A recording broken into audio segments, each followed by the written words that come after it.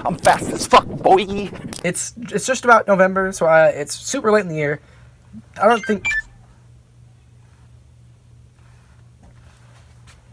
Where'd my S Pen go? So I did find the S Pen.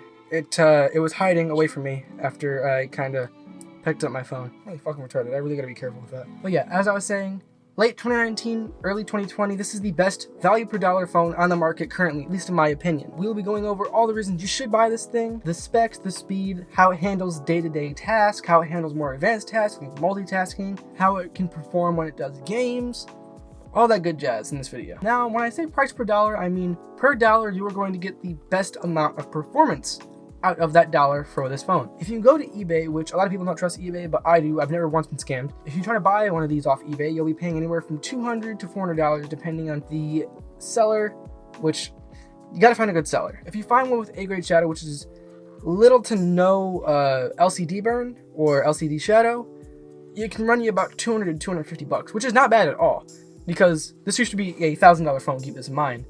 Not only that, but it runs better than some $1,000 phones nowadays. Speaking of running, this is a very fast device. It has a Snapdragon 835 and has 6 gigs of RAM, which by today's standards, 6 gigs of RAM is pretty damn good. A Snapdragon 835 is 2 generations old. We're currently at the 855 Plus, which is what the OnePlus 7 Pro is using, and a lot of other extremely fast devices. But the 835 does a phenomenal job when it comes to doing things very quickly, like multitasking or doing very heavy load operations and instructions and whatever. In fact, when multitasking, going through multiple windows, zooming through your, Bixby's pretty slow. When you get Bixby, you realize it's more customizable than Siri, it's just not as good. Opening up videos, doing other things, it's very, very fast. It can handle gaming very well. I run Fortnite at 30 FPS on high settings. I can run other games very, very well and at a full 60 FPS, like I play a lot of Minecraft, never really drops below 59 FPS. In terms of speed, you will have no problems. Now let's go on to the cameras. Has two. These are both 12 megapixel cameras. One has a aperture, or the main camera has an aperture of 1.7. The secondary, which is a 2x optical zoom, has an aperture of 2.4. And I have taken pictures with the standard camera, and then the 2x telephoto, and I took a bunch of pictures of me and nature.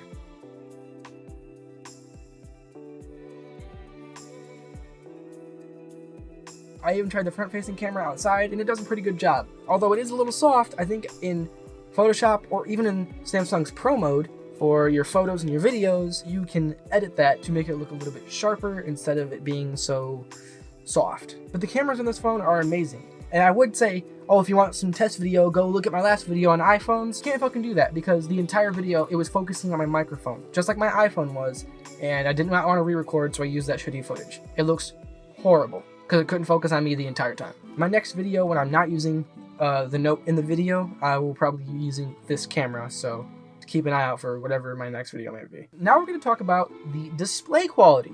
The display is amazing. Look at the always-on display.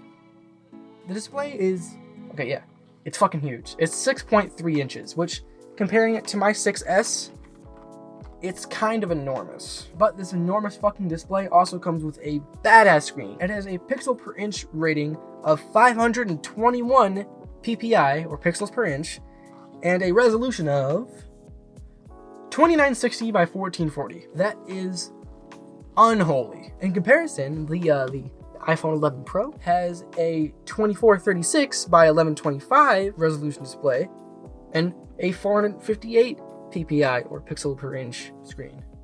So, I know which one's better. You guys do too. I'm just saying. Now, even though the screen is fucking enormous and unbelievably amazing, and you can make it like the brightest thing in the universe, I don't usually put it anywhere past like 10% brightness, it does not drain the battery. The battery is a 3300 milliamp hour battery, which is not bad at all, really. I mean, it's not up to date with the current phones. Like the new line of Samsungs are getting 42, 43, 4500 milliamp hour batteries, so they're obviously quite a bit bigger, but it really works. It lasts me like 2 fucking days. Now we're going to talk about some of the features of this phone. Now this is going to be my favorite part. The Note 8 is loaded with features. Even though it's a very big phone, obviously, it is actually made for people with tiny ass hands. Here's what I mean by this. Now I'm going to demonstrate this on how it is actually made for small-handed people, even though it's enormous. Let's put the little thing back up here of me on my screen. First off, you can go into the gestures and your settings. It's in settings, advanced features, and then you can go to motion and gestures, and you can turn on one-handed mode. How one-handed mode works is you triple tap the home button or whatever you want to make it, and it goes into one of the corners. You can change which corner you want it to be in, and it's basically the size of an iPhone SE screen inside of your main screen. If I try to swipe from the top of the phone, nothing happens. But if I try to swipe from the top of this little mini display, my toolbar comes down. This is very useful for people with little tiny hands, but I don't have little tiny hands, so I don't really give a shit. Next up, we have the fingerprint sensor. Now, the fingerprint sensor is in the back, so it's a index finger. If you don't want to reach your hand all the way up the screen to swipe it down to get your toolbar, you can also just swipe the sensor and swipes it down for you. Swipe it up, swipe it down, swipe it all the way down. Another thing I would like to point out is we'll keep this thing up right here of me and my phone, is the S Pen. Now the notes are, love that sound. This is what the notes are known for, they're S Pen. When you pull it out, you can change all the settings. Every last thing that happens with the S Pen, you can change literally everything. When you pull your S Pen out, a menu comes out that is, you can customize it to be whatever you want. I have it as my Smart Select, I think Notes is up here, Chrome, a bunch of different shit. Now the S Pen works just like pretty much a drawing tablet. It's just that it's a higher quality drawing tablet because it has a pressure sensor. So let's go into IBS Paint X. Again, we have Cock and Ball Torture. I only use this because Adobe Animate doesn't have like a consistent pen thing. Like a lot of the softwares will just take the S Pen and treat it like it's a real pen. So the harder you press down, the wider the thing gets. Sometimes it's annoying. I don't like it. So like I said, it's like basically like a drawing tablet, but for your phone.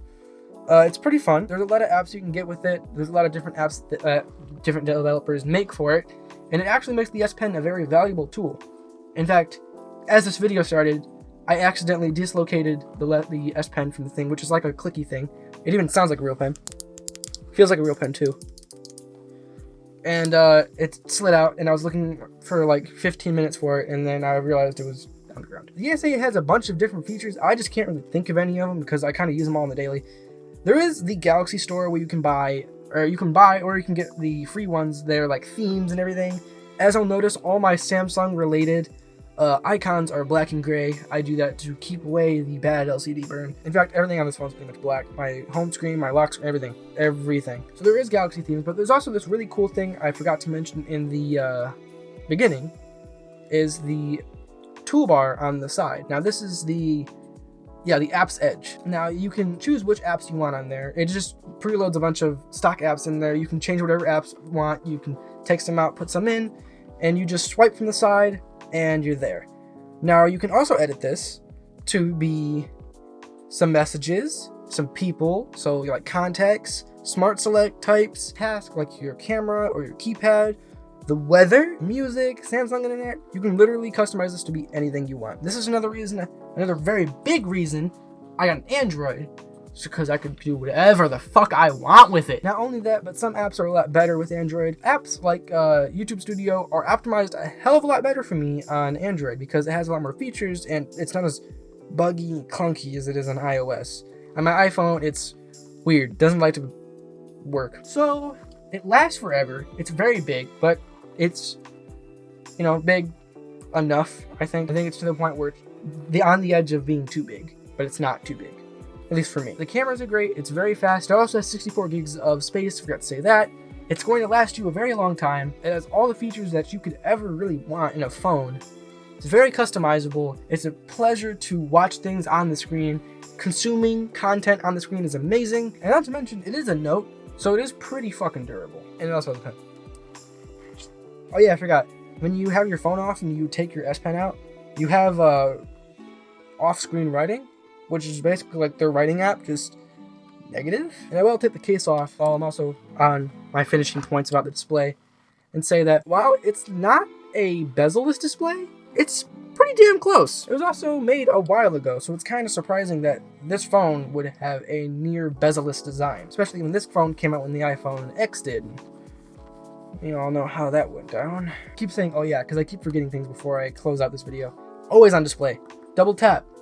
Always on display. You can customize the clock to be pretty much any fucking type of clock you want. I just have the always on display. You double tap your shits, and then you double tap the notification. You're golden. You're fucking golden. Amazing camera, very fast, spacious with 64 gigs, very big, and has a lot of features for anyone who wants to use it. In conclusion, best value per dollar phone is right here for $200 to $350, $200 to $400 if you buy it like directly from Samsung. This is an amazing device. I would recommend anyone get it. Honestly, if you're looking to switch over to Android or you're already on Android and you're looking for a new device, buy a Note 8. I will leave a few links down in the description, including I'm very against it, but I will leave the link down to Samsung down in the description because I'm just against it. I mean, if you want to buy it from them, go ahead, but it's going to be very, very fucking expensive. Anyways, I hope you guys enjoyed this video. If you did, please be sure to leave a like and subscribe if you're new. I'll be sure to see you guys in the next one. Peace.